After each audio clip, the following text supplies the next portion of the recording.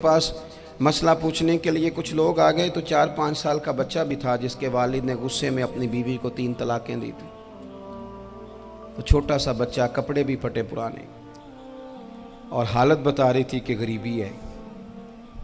तो जब मैंने मसला बताया कि 3 तलाकें हो गई हैं तो वापस जाने लगे, तो बच्चा मुझसे कहता है, देहाती आदमी तो कहने लगा, मौलवी साहब मेरी अम्मा ते नानी कहनी असन पूछ के आई आप कि हुण असीं लहदा ही रहना है।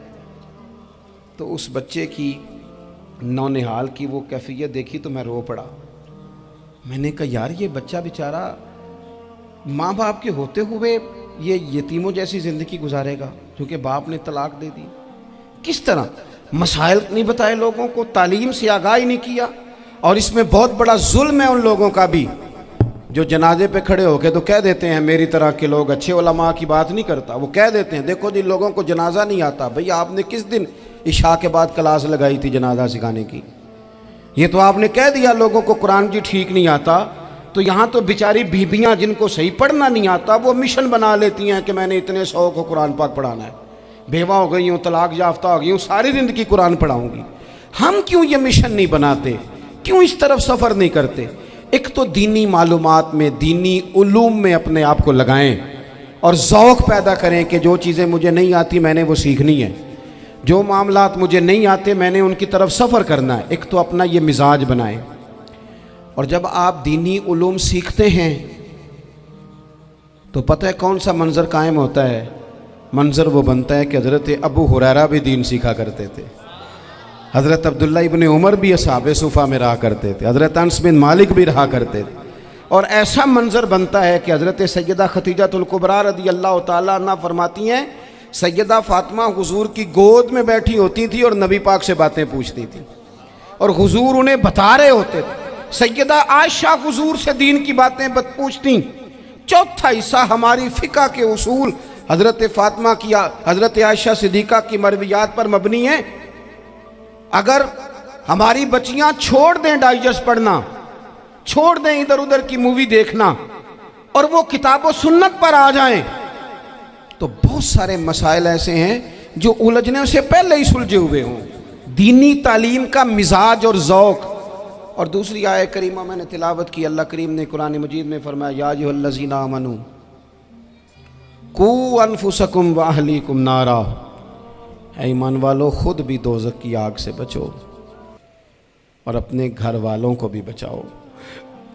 ओ वालिद, वो माँ जो बच्चों को भूख से बचाने के लिए मेहनत करती है, उनको मायूसी से बहुत सारे माँ बाप ऐसे होते हैं जिनके पास कपड़े लेने के पैसे नहीं होते ईद पे। क्यों? अजान शुरू होगी जी, अजान सुने जी। अजीज़ भाई, जिस तरह हम अपने बच्चों को देखें, बहुत सारे माँ बाप के पास गुंजाइश नहीं होती, लेकिन इस नीयत से कि बच्चों के दिल टूट जाएंगे, ईद पे कैसे गुजारा करेंगे, मुश्किल से भी कपड़े ख़रीद के देते। इस तरह हम अपने बच्चों को भूख से, प्यास से, मायूसी से बचाते हैं। इस तरह हमारे रब ने हमारे ज़िम्मे लगाया है कि तुम अपने बच्चों को कोशिश करो दोज़ख की आग से बचाने की। हज़रत उमर फ़ारूक रज़ी अल्लाह तआला अन्हु ने अर्ज़ किया था, या रसूल अल्लाह सल्लल्लाहु तआला अलैहि वसल्लम, इस आया करीमा का माना क्या है? तो महबूब करीम अलैहिस्सलाम ने फरमाया, उमर, जिन चीज़ों का अल्लाह तुम्हें हुक्म देता है तुम अपने घर वालों को उन चीज़ों का हुक्म दो। जिन चीज़ों से रब रसूल तुम्हें मना करते हैं अपने घर वालों को उनसे रोको। अपने घर के अंदर निफाज दीन करने की कोशिश करो। मेरे भाई, बहुत ज़्यादा आजमाइश है हमारे घरों में, बेचैनियाँ हैं, इज़्तिराब है, बच्चों में सख्ती है, बहन भाई एक दूसरे के साथ लड़ते हैं, मिजाजों में तलखी आ गई। क्यों भला? इसलिए कि माँ बाप को जो बेहतरीन किरदार और जो हसीन तरीका घर में अपनाना चाहिए था, बच्चे तकरीर बाहर से सुनते हैं लेकिन वो फॉलो अपने माँ बाप को करते हैं। अगर माँ बाप में हौसला हो, सब्र हो, इत्मीनान हो, खुददारी हो, थोड़े पर गुजारा करने का मिजाज हो। देखें ना, आज डिप्रेशन है, टेंशन है, पैनिक्स अटैक्स हैं, बड़ी सारी चीज़ें आ गई हैं। क्यों भला? सब्र नहीं, तहम्मुल नहीं, बुर्दबारी नहीं। आजमाए। एक दिन एक बच्चा मेरे पास आ गया मदरसे का और आके वो रोने लगा। میرے گھر والے کہنے لگے کھانا چھوڑ دیں پہلے اس کی بات سن لے. میں نے کہا پتر کیا ہوا, کسی نے مارا ہے کسی استاد نے؟ کہنے لگے نہیں حضرت, گھر فون کیا تھا تو میری اماں اور ابا کی لڑائی ہو رہی ہے. بچہ کانپ رہا ہے, ٹانگیں کانپ رہی ہیں.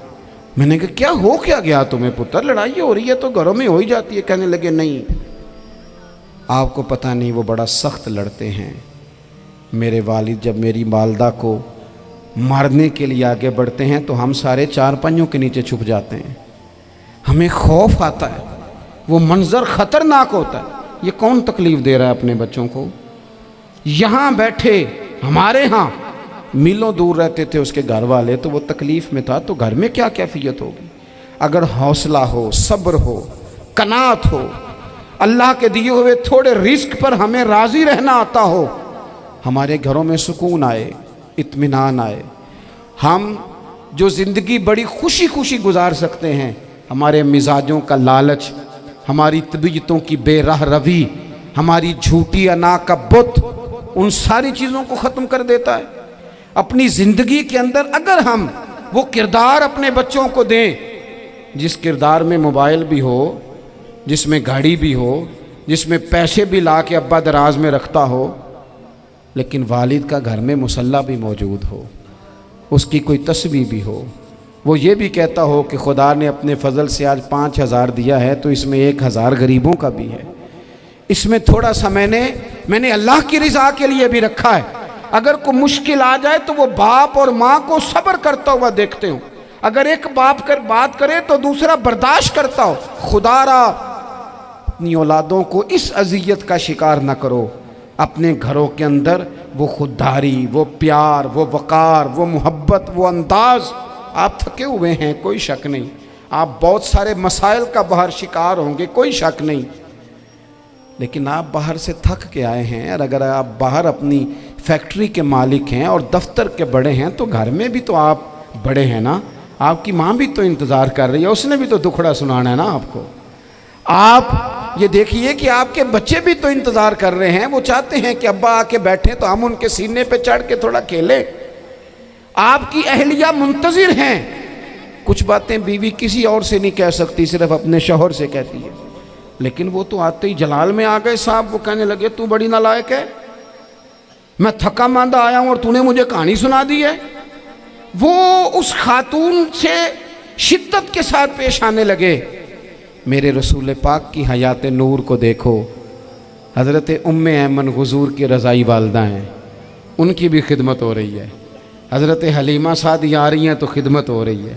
حضرت عباس حضور کے چچا ہیں تو کریم فرماتے ہیں میرے چچا ہیں باپ کی جگہ پہ. حضور دوست احباب صحابہ غلاموں سب کے ساتھ پیار کر رہے ہیں.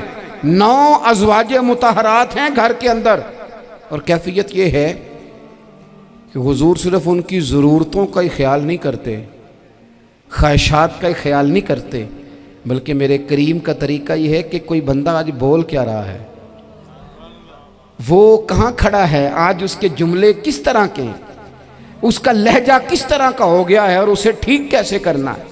محبوب اس کا خیال فرماتے, توجہ کرتے. میں کہتا ہوں کہ ہم سب کو شوق آیا ہے آرام کرنے کا. میں صبح 11 بجے سے پہلے اپنے گھر سے نکل آیا تھا اور یہ وقت آ گیا ہے اور رات کو خدا جانے کس وقت گھر پہنچنا ہے. کئی دفعہ کیفیت یہ ہوتی ہے کہ گاڑی سے اترتے ہیں تو پھر دل کرتا ہے کہ کوئی اٹھا کے چلائے نہ کبھی. اس کے باوجود بہت سارے لوگ ناراض رہتے ہیں کہ ہم سے مل کے نہیں گئے, فوٹو نہیں کھنچوا کے گئے, فلانی جگہ چائے نہیں پی کے گئے. یہ تسلسل ہے. لیکن میں جتنا مرضی تھکا ماندہ گھر جاؤں گا نا, کبھی ایسا نہیں ہوا کہ میں گھر جاؤں تو بڑی ٹینشن میں جاؤں. میری گھر والی ایک دن مجھ سے کہنے لگی آپ نے کبھی نہیں کہا کہ میں تھکا ہوا آیا. بندہ تھک بھی تو جاتا ہی ہے نا, کبھی کہاں کرے نا. میں نے اسے کہا پتہ کیوں نہیں کہتا, اس لیے نہیں کہتا کہ میں نہیں چاہتا کہ میرے بچے یہ کہیں کہ ہم نے دین نہیں پڑھنا, ہمارا باپ تو بڑی مشکل میں ہے. ہم اپنے کام کے بارے میں اپنے گھر میں شکوے کرتے ہیں. آپ کسی بچے سے پوچھ لیں کون سا کام کرنا ہے, کہ اندر جڑا ابا جی کر دے رہے ہیں وہ نہیں کرنا. کیوں کہ ابا جی ہر روز تو کہتے ہیں میں بڑا الجھ گیا ہوں, یہ کام بڑا مشکل ہے. میں چاہتا ہوں کہ میں اپنے بچوں کو یہ بتاؤں کہ پتر میں تو جدھر جاتا ہوں پھول ہی پھول ہیں. میں تو جدھر سے گزرتا ہوں محبت ہی محبت ہے، میں تو جدھر سے دیکھتا ہوں دعائیں ہی ملتی ہیں، تاکہ ان کا شوق پیدا ہو۔ میرے عزیز، آپ تھوڑا سا دل بڑا کریں۔ اگر آپ ایک کی وجہ سے پورا گھر سکون میں آ جاتا ہے تو آپ دل بڑا کیوں نہیں کرتے؟ جگہ ڈھونڈتے ہیں بس مجھے کوئی تنگ نہ کرے، کوئی میری باپ ماں بدولت کو کوئی پریشان نہ کرے۔ بخاری شریف سنیے، حضرت عائشہ صدیقہ رضی اللہ تعالیٰ عنہ بیٹھی ہیں، حضور فرمانے لگے عائشہ آج ایک بات نہ بتاؤں تمہیں؟ یا رسول اللہ بتائیے۔ حضور فرمانے لگے جب تم مجھ سے ناراض ہوتی ہو تب بھی مجھے پتہ چل جاتا ہے، اور جب راضی ہوتی ہو پھر بھی پتہ چل جاتا ہے۔ تو حضرت سیدہ عائشہ صدیقہ بات سن کے بڑی خوش ہوئیں، یا رسول اللہ وہ کیسے؟ حضور فرمانے لگے کبھی کبھی تم قسم اٹھاتی ہو۔ یا رسول اللہ ہاں۔ فرمایا جب ہوتی ہو نا راضی، خوش، تو پھر کہتی ہو مجھے رب محمد کی قسم صلی اللہ علیہ وسلم، پھر تم میرے نام کے ساتھ رب کریم کا نام ملا کے قسم اٹھاتی ہو، رب محمد کی قسم۔ یا رسول اللہ بالکل ایسے ہی ہے۔ اور فرمایا جب تمہارے دل میں کوئی بات ہوتی ہے نا تو پھر تم کہتی ہو مجھے رب ابراہیم علیہ السلام کی قسم، پھر تم رب محمد نہیں کہتی۔ یہ بخاری مسلم میں موجود ہے۔ حضرت عائشہ صدیقہ نے تو بات سنی تو کھل گئی طبیعت، کہنے لگی کریم صدقے جاؤں، یہاں تک خیال فرماتے ہو؟ کس کے جملے کہاں پہنچ گئے، یہاں تک خیال ہے؟ فرمایا مجھے پتہ چل جاتا ہے کہ تمہاری کیفیت کیا ہے، کہاں کھڑی ہو۔ او بھئی ہم تو اپنی ماں کا بھی خیال نہیں رکھتے۔